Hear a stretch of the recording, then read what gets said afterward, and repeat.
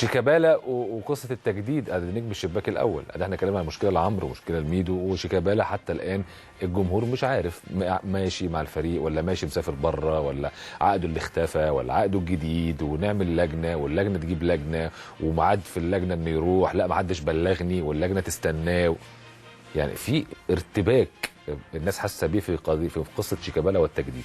متهيألي في التجديد بتاع النجوم في فرق كتيره بيحصل الكلام ده. وبيبقى في ميعاد ان النجم ليك تجربه مع فتح الله قبل كده وليك تجربه بيروح يقابل اللجنه واللجنه ما بيروحش يقابل اللجنه، وبعدين اللجنه بتقدم له عرض وبعدين هو بيرفض العرض. وده مش موجود في نادي الزمالك بس، موجود في كل الانديه اللي فيها لعيبه جماهيريه. انما هو التركيز شويه اللي عندنا، يعني احنا عندنا الحمد لله التركيز علينا. وكل ما الاسم النجم بيعلى شويه. ليه ما كان وقت بركات وبيجدد مع الاهلي كان بيتقال كلام كتير برضه، مش بس في الزمالك. يعني قصدي يعني احنا برضه كل ما النجم بيبقى تقيل كل ما برضه في الاعلام قطتنا جمل، يعني برضه يعني قطتنا جمل في ايه؟ يعني لما يطلع ما هو المهندس طارق غنيم هو اللي قال ان اللعيب ما جاش، واللعيب هو اللي قال ان انا ما اتبلغتش بميعاد، وكيله اللي قال. طب يعني اللي انا اقصد اقوله ايه؟ خلاص ان هو كان ليه، هو ما اتبلغش وما راحش، خلاص ما فيش مشكله، هيتبلغ تاني وهيروح. مش محتاجه الهاله ان هو استنوه وما جاش وهو قال لا ما حدش بلغني، بقت قصه وروايه وحكايه. والجمهور بدا يستشعر ان مجلس الاداره بيلمح بالتفريط في شيكابالا ومنحه الموافقه على الاحتراف الخارجي. ممكن نسال التلميح ده جه من مين؟ انا على الهوا كان معايا الدكتور احمد شيرين فوزي وقال لو جه مبلغ من 4 ل 5 مليون يورو هنسيبه. من 4 ل 5 مليون يورو؟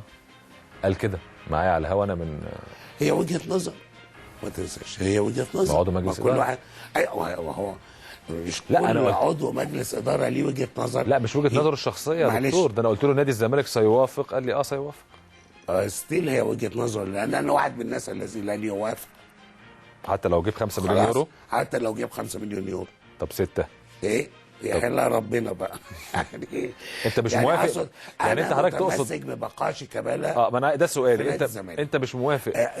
دي وجهه نظري انا الشخصيه. يعني انت مش موافق على اعتبار ان شيكابالا لازم يستمر في الزمالك، ولا مش موافق لان الرقم انت شايفه ممكن يجي اكتر من كده؟ انا عايز شيكابالا يستمر في نادي الزمالك حتى لو جاب 50 مليون يورو. لا 50 ما اقصدش، يعني اقصد يعني خلينا رياليستيك واقعيين. لا اقصد ان انت بتتكلم في مفهوم. انا في مفهوم انه لازم يستمر مع الزمالك. لازم يستمر مع الزمالك. ده اللي اقصده. ايوه يعني بعيد عن التفاوض بقى يجيب كام ما يجيبش كام، لا انت عايزه يستمر في الزمالك. انا بتكلم في ان شيكابالا لابد وان يستمر. دي وجهه نظرك لوحدك. يعني المستشار جلال ابراهيم بيقول ان هو لسه في تفاوض مع اندرلخت ومع بعض الانديه الاخرى. كان معايا الدكتور احمد شيرين فوزي زي ما قلت لحضرتك، قال ان لو جاب من 4 ل 5 مليون يورو هنوافق. يعني هي وجهه نظرك لوحدك ولا ايه؟ هي وجهه نظري لوحدي. طب خلاص يعني خلاص، بس انا عارف ان في اعضاء جوه المجلس زيي مش موافقين على بيع شيكابالا مهما كان وعايزين شيكابالا يظل في نادي الزمالك. طب اشرب شويه ميه، ريقك نشف.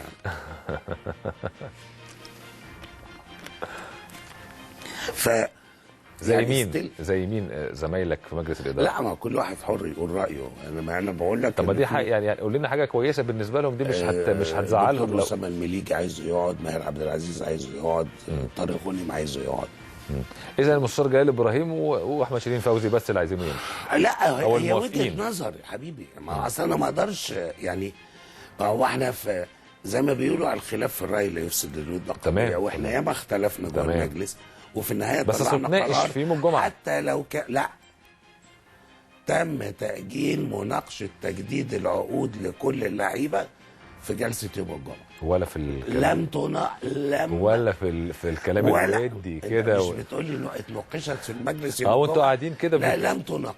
لا يا دكتور اتكلمت ودي كده. لا يا حبيبي صدقني، ما اتحطتش في الورق، بس لم تناقش على الترابيزه. ومن اول ما قعدنا على الترابيزه قررنا تاجيل النظر في تجديد التعاقدات لما بعد مباراه الاسماعيلي. انت ما تقلقش لو جاب مبلغ كويس المشكله نسيبه يعني؟ لا ما تقليش عشان نحل الازمه. لا ما تقليش، لان انا موقفي معلن، ما حدش هيقول لي لو جاب مبلغ كويس لا اتقلق الكلام ده. لا ما تقليش. اصل لو اتقلي هقول لك اتقلي، اصل انا ما عنديش حق. اصل مش عايز اعرف اسماء، ما تقوليش اسماء من غير ما اقول لك حتى ايفن اسماء. انا لو حد قال لي لو جاب مبلغ كويس نبيعه كنت اقول لك ايوه اتقال لي. انت بتقول لي اتقال لك؟ بقول لك لا ما اتقاليش. وفعلا ما اتقاليش. يمكن لو عارفين ان حتى لو اتقال لي انا رافض المبلغ. طب انت ايه رايك في بعض جمهور الزمالك على الفيسبوك وعلى المنتديات كانوا باعتين لي حتى بيقولوا للمستشار جلال ابراهيم تاني بعد رضا عبد العال؟ يعني ايه تاني بعد؟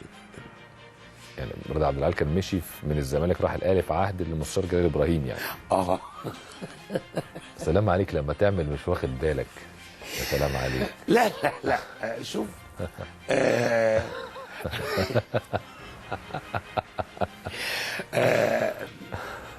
رضا عبد العال كان المجلس موافق يمشي.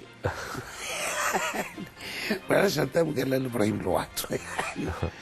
انما في ناس تانية كانت في المجلس وافقت انه يمشي. لا انا عايز اقول بس برضه عشان المستشار جلال ابراهيم الحقيقه بيبذل اقصى جهده في نادي الزمالك، ما خلينا برضه نعترف بده عشان ما يبقاش الكلام وكانه ده شيء انا ما بنكروش. الراجل قاعد نايم في نادي الزمالك بصراحه يعني، والحقيقه بيحاول قدر استطاعته بس دي انه يوفر اي فلوس من اي حته علشان خاطر المركب تمشي يسدد الالتزامات اللي عليه في الظروف الصعبه جدا. انا اقصد ان الجمهور دايما بيرتبط بالنجم الكبير، يعني الجمهور فمش قادر ينسى الجمهور لغايه النهارده رضا عبد العال، موقف رضا عبد العال، فبدا يربطوا ما بين ده وبين موضوع شيكابالا. لا لا لا لا موضوع شيكابالا مختلف الحقيقه وشيكابالا يعني احنا ان شاء الله على بكره ان شاء الله هيجي لنا العقد اللي انت بتقول عليه مختفي ده هيكون موجود عندنا في نادي الزمالك بكره. خلاص بكره العقد هيبقى موجود ان شاء الله. ده كان موجود فين؟ كان موجود عند الاستاذ ممدوح عباس في بيته. اصل هو كان هيسيبه في النادي ليه؟ يعني ايه كان يسيبه في النادي ليه؟ ما هو ده لما اتعرض على مجلس الاداره اللي فات، مجلس الاداره ما وافقش. بتاعكم ولا اللي فات؟ اللي فات ما وافقش. ما وافقش على اللي كان مع المهندس رؤوف جاسر والمجموعه بس خلاص فالعقد ما يخصش النادي بقى. ياه ما وافقوش المجلس؟ ما وافقوش. اخر جلسه ليهم. اخر جلسه ليهم. ومحضر الجلسه ده انتوا شفتوه؟ ولم يثبتوا انهم لم يوافقوا. مش ازاي بقى؟ يعني مش هم قالوا احنا ما وافقناش، انما محضر الجلسه ما فيهوش رفض. طب بما ان محضر الجلسه ما فيهوش رفض، العقد ليه مش موجود في النادي؟ علشان كده طب انا كل ما اسالك في حاجه تقول لي في الورق ما اعرفش ايه. طب ما ده برضه في الورق. عشان كده ما فيش عقد. هو فين العقد؟ طب ما هو على الورق ما رفضوش. طب ما هو على الورق لم يناقش اساسا. في المحضر لم يناقش. خلاص هم ما وافقوش وقالوا انهم ما وافقوش عشان قيمته كبيره. انت شايف ان قيمته كبيره؟ انا لا شايف ان قيمته مش كبيره، عاديه. بس لما كان معايا السيد انا عرفته بس عشان قبل ما بدون قطع كلامك يعني. لا اقطع وخد راحتك. لا قصدي اقول اهم حاجه تطلع اللي عندك برضو. لا ما تقلقش انا هقول لك كل حاجه. ما عنديش انت لسه ما قلتش حاجه. ما عندي انا عندي حاجه اخبيها. ما عنديش حاجه اخبيها. اتفضل قول. انا ما شفتش العقد عشان اشوف ايه هي بنوده. انا عمال اسمع ان العقد فيه بس في حاجات مرتبطه بفوز بالدوري مثلا. مرتبطه بفوز ايه هو بقى اللي مرتبط بفوز بالدوري؟ ان ياخد مليون جنيه اعتقد حاجه كده اتقال كده. ما هو انا ما اعرفش. ما هو هي دي النقطه. ان لغايه ما اشوف العقد هو هل هو هياخد مليون جنيه لما يفوز بالدوري ولا لو ما فازش بالدوري يتخصم منه مليون جنيه؟ تفرق مش كده؟ تفرق. يبقى لما تشوف العقد وتشوف العقد بيقول لو كسب الدوري ياخد مليون ولو ما كسبش الدوري يتخصم منه. فرق كبير قوي. الاعلانات والكلام ده معموله باي شكل؟ يعني هل محدد مبلغ هو يقبضه سواء اعلن ولا ما اعلنش؟ ولا لا لو ما جاش الاعلان هو ما ياخدش الفلوس؟ ولا خلاص هل الاعلان اللي هو يجيبه ولا اللي نادي الزمالك يجيبه؟ ما ده كله انت عايز تطلعه مديون شكلك. نعم عايز تطلعه مديون في الاخر. لا مش عايز تطلعه مديون. اقصد بص انا كان عندي هنا ضيف الاستاذ عمرو الجناية. حبيبي. من وانا بالمناسبه بقدم له خالص التعزيه في وفاه شقيقته النهارده. البقاء لله. ما اعرفش والله. انا بالمناسبه يعني بنعزيه طبعا البقاء لله والهم اسرتها طبعا المرحومه الصبر والسلوان وربنا يرحمها ان شاء الله ويدخلها فسيح جناته ان شاء الله. انا عايز اقول لحضرتك كان معايا هنا قبل الثوره يعني في احد الحلقات وهو اتكلم عن موضوع شيكابالا، ما اعرفش لا هو اللي كان متولي. نلحق نجيبها، ومش عارف ممكن نلحق نجيبها في 3-4 دقائق. اتكلمنا عن الموضوع ده، ممكن نسمعه بس هو تاني. كان متولي عشان هو اللي كان متولي. هو كان متولي الموضوع الحقيقه، هو قريب يمكن جدا من شيكابالا كمان. بالظبط. فهو قال ان الارقام مبالغ، مفيش حاجه اسمها 7 و8 مليون والكلام ده مش موجود. هو قدر. انا ما شفتش العقد. بس هو العقد بيتراوح من 5 ل 6 مليون في السنه. 5 6 مليون على شيكابالا معقول؟ طب لما اقول عماد متعب في الاهلي مجدد ب2.5 وشيكابالا 6 مليون، انت شايف الفرق؟ فرق السن يمكن. عماد مش كبير برضه. فرق التوقيت. عماد مش كبير، عماد 28 سنه ومهاجم مصر يمكن من المهاجمين الاساسيين في او الاول يعني. بقى له قد ايه ما بيلعبش؟ لا وقت ما مضى العقد من 6 شهور ما كان جاهز، ما كانش مصاب. 6 شهور هو مش سافر من 6 شهور. سافر ومضى العقد من 1/8. العقد الجديد ده مع بدايه الموسم الحالي، عفوا من يناير، من اول يناير، واتصاب انت عارف في التمرين بالكسر اللي في ضلوع في ضلوعه كده، فابتعد مره اخرى. لكن اقصد هو ماضي ب2.5 مليون في السنه، وشيكابالا 6 من غير اعلانات ومن غير الكلام ده. صعب. لا ب2.5 مليون. لا ما اقبلش انا الرقم، معلش. شايف انه مش صح؟ بتهيألي. انا باكد لك انه صح. بتهيألي يعني لازم في حاجه تانية جنبه، معلش. ما احنا يعني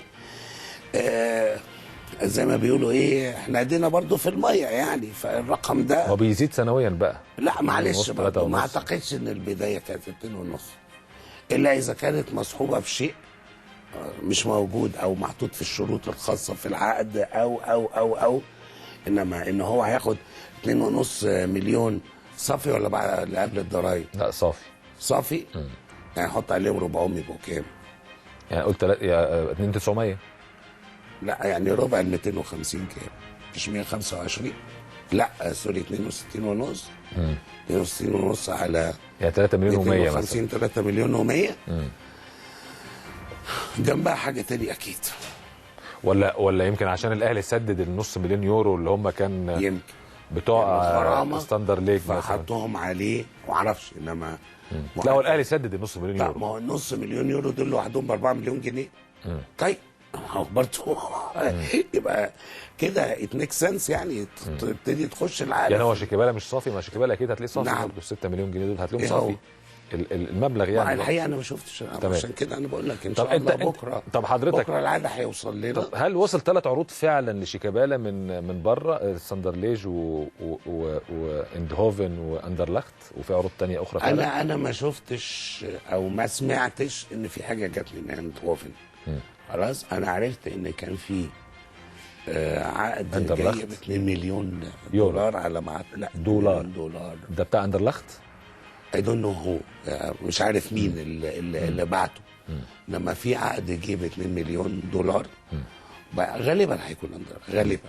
وايه تاني غير ده؟ وفي عقد رجع بعد كده من هو يبقى غالبا من اندرلخت. وجي بعد كده عقد تاني من اندرلخت ب 2.5 مليون يورو. يعني 2 مليون دولار وبعدين 2.5. ليه ده جم قعدوا معاكم مندوبين عنهم؟ لا انا ما كنتش موجود. قعدوا مع النادي يعني، ما اقصدش مع حضرتك يعني شخصيا يعني. ما اعرفش الحقيقه. يعني انا فاكر هم ما هو كانوا جم في المجلس اللي فات. لا مش من بره، لهم مندوبين هنا في مصر يعني. انا عارف ان في ناس بتمثلهم في مصر ومعاهم توكيل منهم. مين بقى؟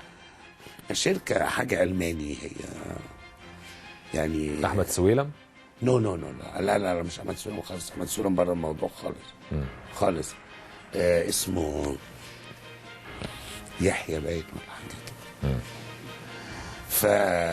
لهم مندوبين في مصر هم اللي بيجوا يقعدوا او يتفاوضوا او لا هي شركه الماني اللي بتتفاوض بالنيابه عنهم. والشركه الالماني دي اللي بتمثلها في مصر.